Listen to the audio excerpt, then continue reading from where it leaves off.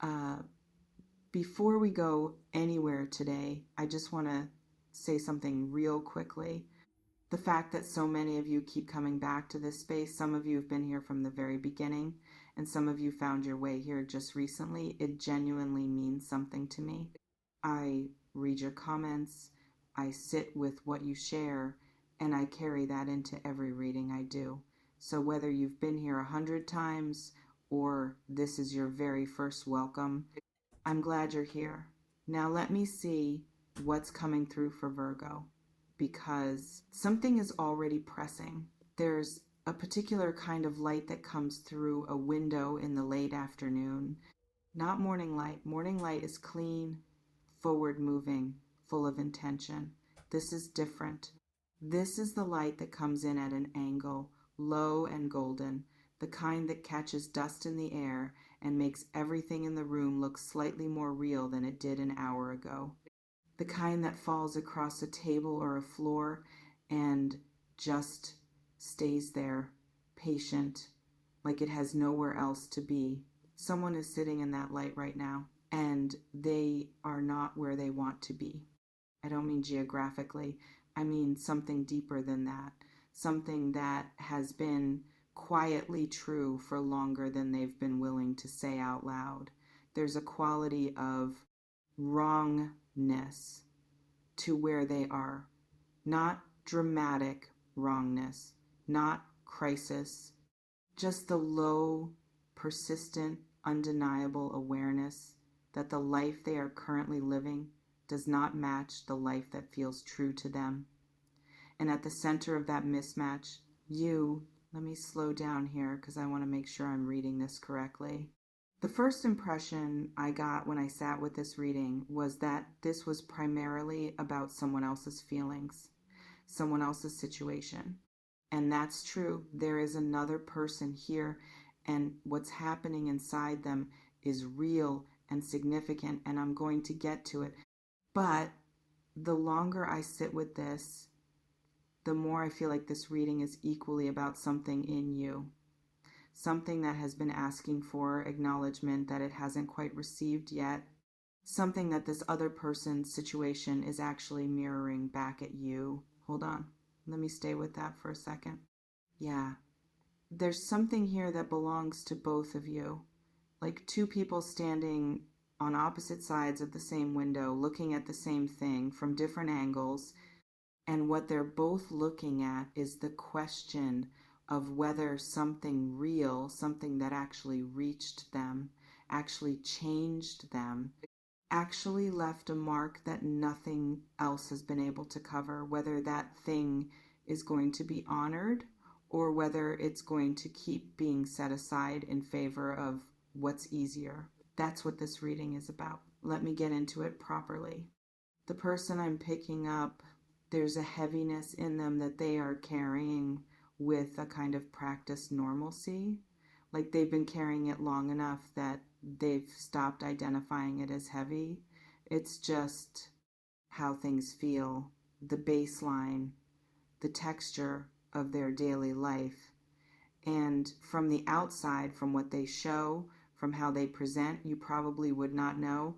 They function, they show up, they do what's required of them in the life they're currently in. But there is a room inside them that is very, very quiet. And in that room, you live not as a fantasy, not as an idealized version of something that never existed, but as something specific, something that actually happened, a real quality of being known or seen or reached in a way that didn't come from effort or performance. It just came. The way certain things come when two people are in the right proximity to each other and something between them simply opens. That opening happened with you, and they have been unable, I want to choose this word carefully, unable, not unwilling, unable to find that quality anywhere else since. Not for lack of trying, not for lack of being surrounded by other people, other possibilities, other versions of connection that by every reasonable measure should work. They work on the surface. They provide the things connection is supposed to provide, but they don't do that thing. That specific, unrepeatable, nobody else has gotten close thing that you do to them. I'm going to say something now, and I want you to really hear it. This person is not happy where they are. That is not a small statement.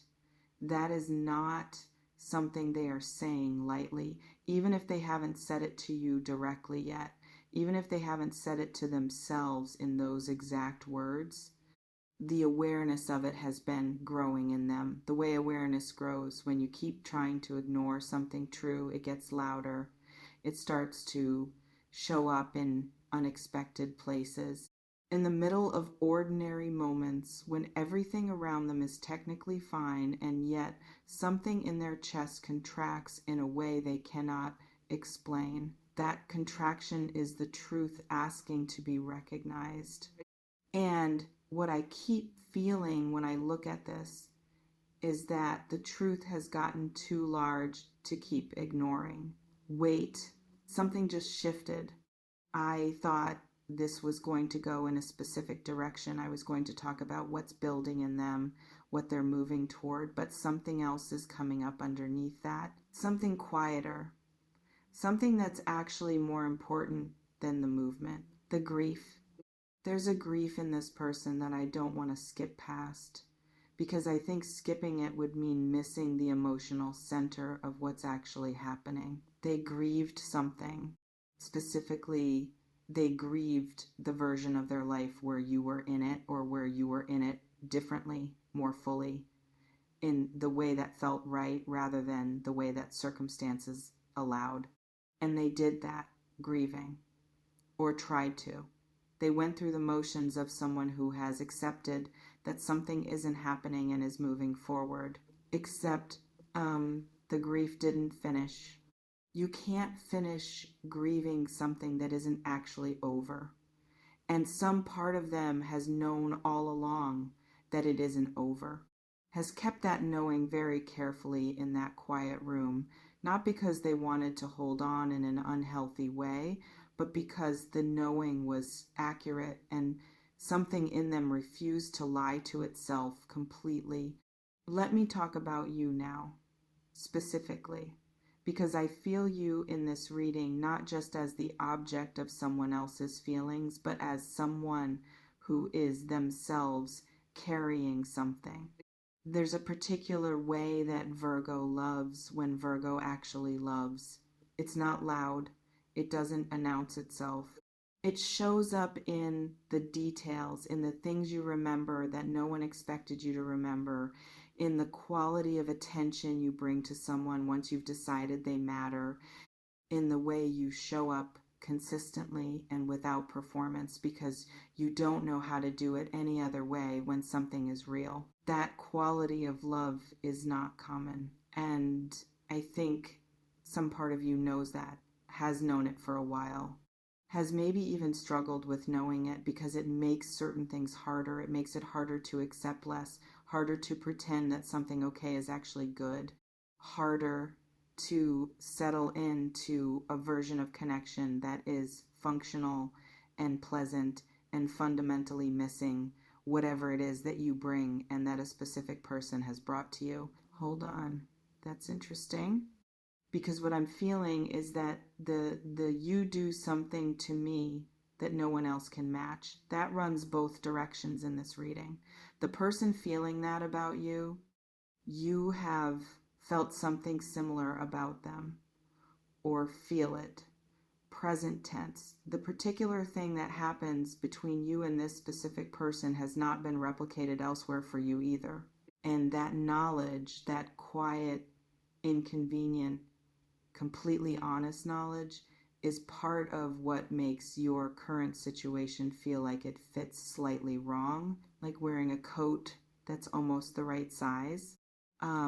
I want to talk about the phrase, I'm not happy here, because it keeps returning and I think it's more layered than it initially appears. Here is not only a place, it might be a relationship, It might be a version of their life.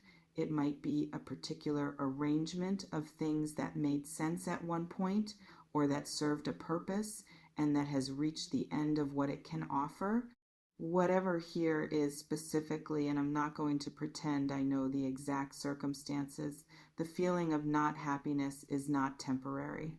It is not a bad week or a difficult season or something that will shift when external circumstances improve. It is structural.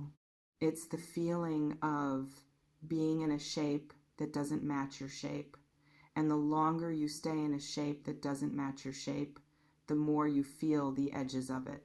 The more conscious you become of every place where it presses against you wrong, the more exhausting it becomes to maintain the posture that the wrong shape requires. This person is exhausted by the posture, and I'm going to say something here that I want to say carefully.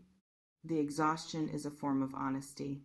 It is their system telling them what their conscious mind has been trying to manage around. The body knows. The body keeps score in that quiet, persistent, non-negotiable way that eventually overrides the most determined efforts of the rational mind to maintain the acceptable version of things. Their body is telling them something, and what it's telling them has your name in it. Something just landed that I need to address before I go further. No. Actually, let me revise what I was about to say. I was going to talk about what they're planning to do because there is a movement here, an actual directional shift beginning, but I'm realizing that's not quite the right frame because talking about what they're planning makes it sound more decided than it actually is in this moment, and that's not accurate. What's actually true is that they are in a process of becoming unable to stay. Not, I have decided to leave. More like the ground under where they are is becoming less stable. The reasons for staying are losing weight in a way that isn't dramatic or sudden, but that is steady and real. And the thing that is gaining weight slowly, the way conviction actually builds in people who think carefully and feel deeply, is the knowledge of what they want, what they actually want, not what they should want, not what is reasonable or convenient or least disruptive. What they want is to know if what existed between you, the real thing, the room where you live in them, the particular quality of being matched that they haven't found anywhere else, is still available, still possible, still something that could be walked toward rather than away from. That's where they are, on the edge of finding out if the door is still open. And here is where I want to stay with you for a moment, because this is the part of the reading that belongs specifically to you. What is true for you? Not what you've told yourself, not the version of your feelings that you've organized into something manageable. What is actually true? When you set all of that down and just let yourself know what you know, is the door still open? I'm not asking so that you have an answer for them. I'm asking because your own clarity about this matters for your own life, independent of what they do or don't do. You are not someone who should be in the position of waiting to find out what someone else decides before you know what you feel. You are someone who deserves to be clear about your own interior before the outside world asks anything of you. And what I feel when I look at your side of this, there's still something there, something that hasn't been replaced, hasn't been fully resolved, hasn't been adequately substituted by anything or anyone else, something that you have managed with a great deal of intelligence and very little peace. Something that surfaces in specific moments, a particular kind of quiet, a certain quality of light, a song or a phrase or a completely unremarkable thing that somehow carries the entire weight of what this was. That's not nothing. That's not the past. That is the present. asking you to be honest about it. Let me look at what's ahead, because something is moving and I want to try to see the shape of it as clearly as I can. What I feel is a contact, not a grand gesture, not an announcement. Something more like a conversation that begins without anyone quite planning for it to begin, the kind that starts ordinarily enough and then at some point becomes the kind of conversation where both people are suddenly saying things they didn't necessarily intend to say, where something drops the management and what's actually true starts coming through in the words. That conversation is approaching. And within it, within the actual spoken exchange between two people who have been carrying this in silence, something is going to be said that cannot be unsaid. Not dramatically, but with the particular weight of something that has been true for a long time finally being given words and thereby made real in a different way than it was before. I'm not happy here. You do something to me that no one else can match. Those are not small things to say. They are, in fact, enormous things. The kind that require courage, not because they are cruel, but because they are honest. And honest things said out loud in actual air between two specific people, they change the landscape. They shift what is possible and what is no longer possible. They close doors and open others. They require both people to stand in the full reality of what they feel rather than the managed version. That moment is coming. I don't know exactly when. I don't know exactly how it begins, but the reading is pointing toward it with a consistency that I can't argue with. It's already in motion. It has been in motion for longer than either of you has probably realized. One thing I want to leave you with, and I want to say it quietly because it doesn't need to be said loudly to be true. Some connections are formative.